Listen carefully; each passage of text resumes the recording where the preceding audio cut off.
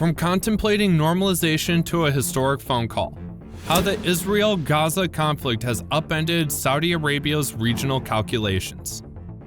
In this riveting episode, we're diving deep into the high-stakes theater of accusations flung by Iranian President Ibrahim Razy, who's pointing fingers at Saudi Arabia, alleging a betrayal of Palestinian cause through its flirtation with normalizing relations with Israel. Picture this: a diplomatic showdown on the world stage, with Razy at the UN General Assembly in New York, passionately proclaiming that any regional rendezvous with the Zionist regime, unless it's about securing the regime's safety, is basically a wild goose chase. The plot thickens as recent developments expose a seismic shift in Saudi Arabia's stance on normalizing relations with Israel. Reports suggest that initial plans are now on hold, a strategic decision heavily influenced by the escalating Israel-Gaza conflict. In a surprising twist, the Crown Prince of Saudi Arabia engaged in a historic phone call with the Iranian president to discuss the Israel-Gaza conflict, hinting at a profound reassessment of the kingdom's foreign policy priorities. Insiders reveal that Saudi Arabia's initial strides towards normalization, backed by the United States, are experiencing an unforeseen delay due to the intensifying conflict.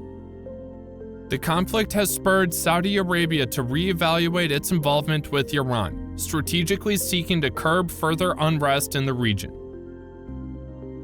The fact that President Razy reached out to Crown Prince Mohammed bin Salman underscores the gravity of the current geopolitical landscape. Adding another layer to the unfolding narrative, US-backed negotiations for normalization with Israel, seen as vital for Saudi Arabia's anticipated benefits from a US defense alliance, are facing unexpected setbacks. Despite optimistic proclamations from Israel and Saudi leaders about progressing towards a transformative Middle East deal, recent events have cast a shadow over this trajectory. The conflict ignited by Iran-backed forces on October 7th, marked by attacks on Israel, injects further complexity into the narrative. Until recently, sources hinted that Saudi Arabia, as the cradle of Islam and guardian of its two holiest sites, stood unwavering in its pursuit of a US defense pact, even if Israel made minimal concessions to the Palestinian statehood aspirations. As tensions escalate, the intricate dance of regional alliances and the recalibration of geopolitical priorities take center stage in this unfolding saga. The Saudi reassessment takes into consideration the potential repercussions of ignoring the Palestinians, as this could anger Arabs in the region. Arab media sources would likely showcase images of Palestinians affected by Israeli airstrikes, particularly after more than 1,300 Israelis were killed by Hamas fighters in their October 7th onslaught. Israel's continued strikes on Gaza resulted in the death of over 1,952 Palestinians by Friday. According to an informed source, talks involving Saudi Arabia cannot proceed at the moment. If they resume, the focus would need to shift to Israeli concessions to the Palestinians, indicating that Riyadh is still contemplating this aspect. Reuters reached out to Saudi authorities for comment, but there was no response. The Saudi reassessment sheds light on the challenges faced by Washington in advancing Israel's integration in an area where the Palestinian cause remains a top Arab priority. While the Abraham Accords aim to normalize relations between certain Gulf states and Israel, the difficulties in the ongoing situation highlight the complexities Washington encounters in this endeavor. U.S. National Security Advisor Jake Sullivan emphasized that, although the normalization process was not paused, other pressing issues took precedence. The source with knowledge of Saudi policy revealed that Riyadh faced pressure from Washington to denounce the Hamas attack, but Saudi Foreign Minister Prince Faisal bin Farhan resisted. This was confirmed by a U.S. source familiar with the situation. The regional crisis has compelled the president of Iran and the Crown Prince of Saudi Arabia to engage in their first-ever conversation. This occurred following the Gulf's April resumption of diplomatic relations, facilitated by a meeting mediated by China.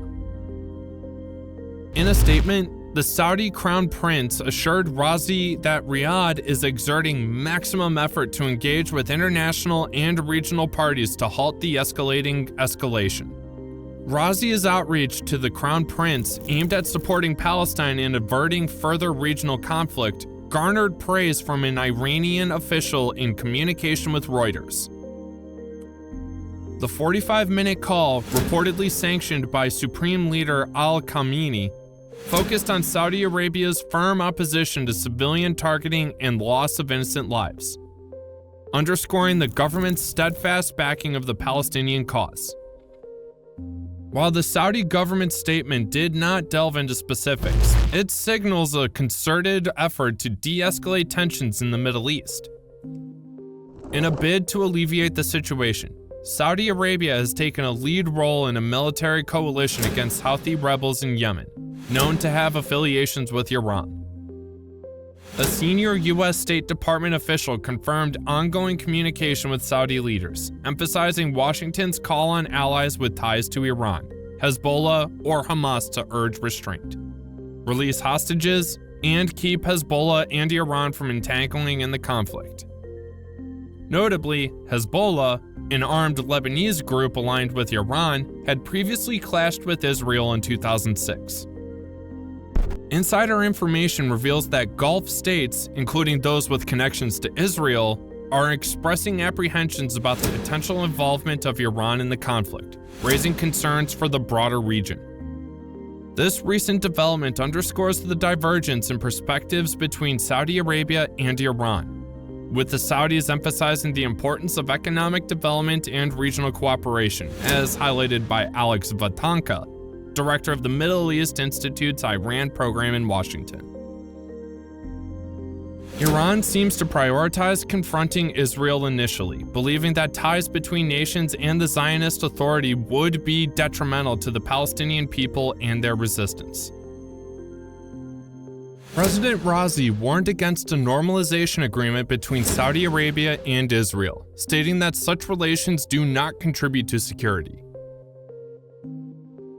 Despite efforts to diffuse tensions through negotiations mediated by China, Saudi Arabia and Israel have strengthened their ties, partly fueled by their shared opposition to Iran's religious state. Crown Prince Mohammed bin Salman acknowledged the ongoing process of repairing relations with Israel, emphasizing the significance of the Palestinian issue. While the United States has been mediating a normalization agreement between Israel and Saudi Arabia, relations between Israel and other Middle Eastern countries, including the United Arab Emirates, Bahrain, Morocco, Egypt, and Jordan, have already been restored. Saudi Crown Prince Mohammed bin Salman expressed optimism about the prospects of normalizing relations with Israel, acknowledging the growing closeness between the two nations.